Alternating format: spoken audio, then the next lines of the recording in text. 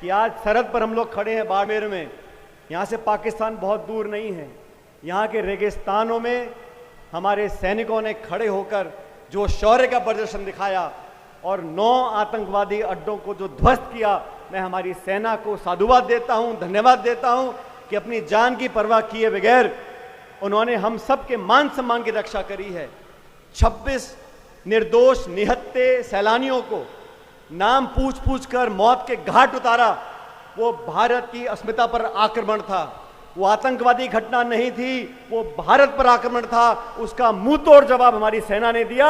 मैं सेना को धन्यवाद देता हूं, हमारे फौजियों को धन्यवाद देता हूं और सेना के साथ साथ उन सैनिक के परिवारों को जिन्होंने अपने बच्चे बेटों को हमारी रक्षा के लिए सरहद पर भेजा है। मैं उन परिजनों का धन्यवाद देना चाहता हूं, पूरा देश धन्यवाद देना चाहता है। और ये सभा, जय हिंद सभा, हमारी पार्टी पूरे देश में कर रही है ताकि सेना को सलाम कर सकें, उनके पराक्रम और शौर्य को मान सम्मान दे सकें। इतिहास गवाह है, जब जब देश को ललकारा गया है, हमारी सेना ने दुश्मन के दांत खट्टे किए हैं। दोस्तों, मुझे कहने में कोई संकोच नहीं है, इस देश में अलग अलग पार्टियां हैं। आज सरकार बीजेपी की, हम विपक्ष में हैं। एक समय था जब देश की संसद पर आतंकवादियों ने हमला किया था, वो भी पाकिस्तान ने करवाया था।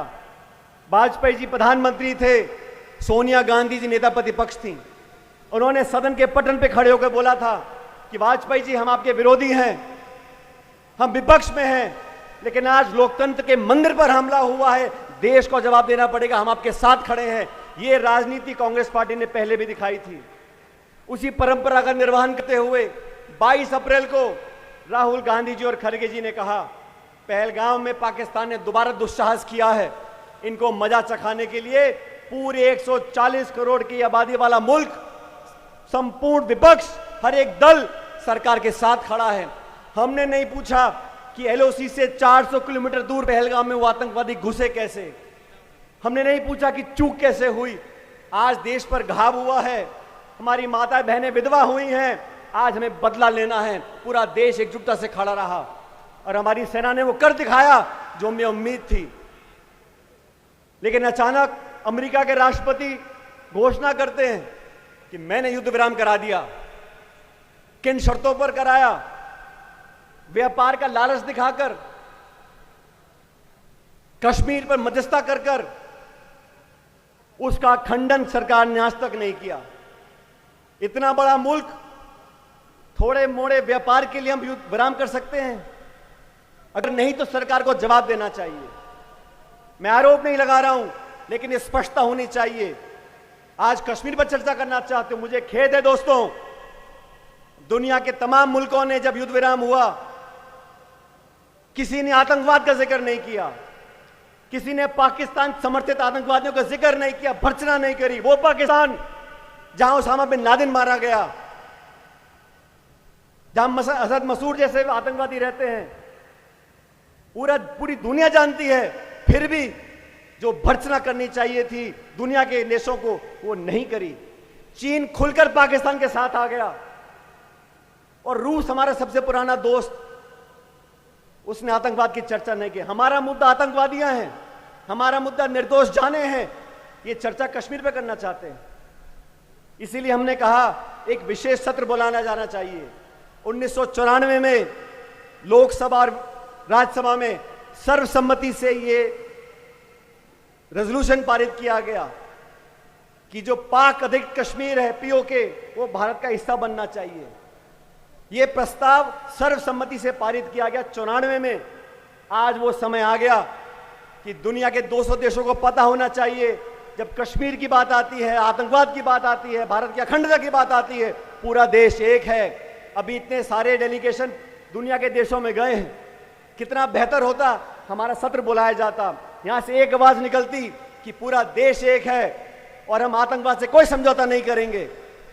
कांग्रेस हो, बीजेपी हो, सब मिलकर एक बात बोलते और फिर ये डेलीगेशन जाते दुनिया में, उनकी बात का वजन बनता। वो सत्र बुलाया जाना चाहिए था।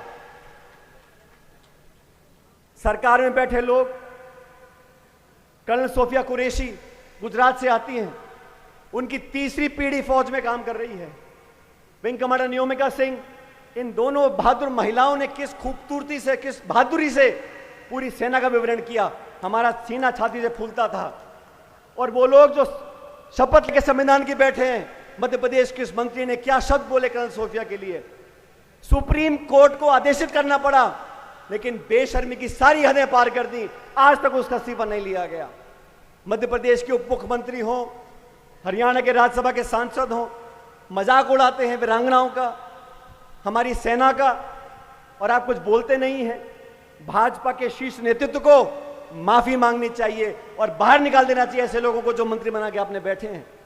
हमारा पार्टी ने ये निर्णय लिया, हम जैन सभाएं करेंगे, लोगों के अंदर वो जज्बा जागरूक करेंगे, क्योंकि जब युद्ध विराम हुआ उसके 6 घंटे बाद पाकिस्तान ने सीज फायर का उल्लंघन किया, लगातार बमबारी करी राजौरी और पुंछ में। उस मुल्क का क्या भरोसा है? वो मुल्क दिवालिया हो गया है। हमारी अर्थव्यवस्था उससे 11 गुना बड़ी है। जहां इमरान खान जेल में है, सांसद जेलों में है, पाकिस्तान की सेना और आईएसआई उस देश को चलाती हैं, उनकी विश्वसनीयता बिल्कुल नहीं है। इसलिए सरकार को बहुत सावधानी से काम करना चाहिए। और मैं तो धन्यवाद देना चाहता हूं अखिल भारतीय कांग्रेस कमेटी का कि संदीप सुरजेवाला जी आज हमारे बीच में आए हैं, पार्टी का संदेश लेके। हम और आप बहुत बार मिलते रहते हैं और सरहद के लोगों ने निडर होकर हमेशा छाती सामने करी है। और मुझे फख्र है कि थार के लोग, बाड़मेर जैसलमेर के लोग हमारी सेना के पीछे चट्टान की तरह बने खड़े हैं, और ये हमारे देश की ताकत है। मजहब नहीं सिखाता आपस में बैर रखना। हिंदी है हम, हिंदुस्तान हमारा। ये जो हमको तोड़ना चाहते हैं मजहब के नाम पर, उनको मुंह तोड़ जवाब देना बहुत जरूरी है। ये घुसपैठिए, ये पाकिस्तान समर्थक आतंकवादी सिर्फ देश में दोफाड़ करना चाहते हैं मजहब के नाम पर, हम उन्हें कभी कामयाब नहीं होने देंगे। मैं धन्यवाद देना चाहता हूं जिला कांग्रेस कमेटी को, प्रदेश कांग्रेस कमेटी को, हेमाराम जी को, हरीश जी को, मिताराम जी को, सबको मिलकर यहां आमंत्रित किया। और यहां से एक बुलंदी की आवाज जाएगी कि जय हिंद समाओं के माध्यम से पूरी कांग्रेस, पूरी जनता सेना के साथ खड़ी है, देश के साथ खड़ी है, और आतंकवाद से हम कभी समझौता नहीं करेंगे। यहां के लोगों ने बहुत समय देखा अच्छा बुरा। बिजली पानी के क्या हाल है आप जानते हो। परसों से बिजली कटी हुई है, उनको पता था कांग्रेस के नेता आ रहे हैं तो बिजली गुल कर दो। यहां के लोगों से दुश्मनी क्यों निकाल रही है सरकार, मुझे मालूम नहीं है। डबल इंजन की सरकार है, लेकिन फिर भी विकास ठप पड़ा है। आने वाला समय आप लोगों का है, समय बदलेगा। लेकिन आज सब इतनी कड़ी धूप में यहां पर आए हो, मैं आप सबका पुनः धन्यवाद करता हूं और उम्मीद करता हूं कि आज जो यहां से संदेश गांव और घर घर में जाएगा वो सेना और देश को ताकत देगा। बहुत बहुत धन्यवाद। राम राम साहब। धन्यवाद आदरणीय पायलट साहब। अब इस जय हिंद सभा को संबोधित करने के लिए राजस्थान के पूर्व मुख्यमंत्री, परम आदरणीय, परम श्रद्धेय, सम्मानीय अशोक गहलोत जी को आमंत्रित करता हूं। जय हिंद।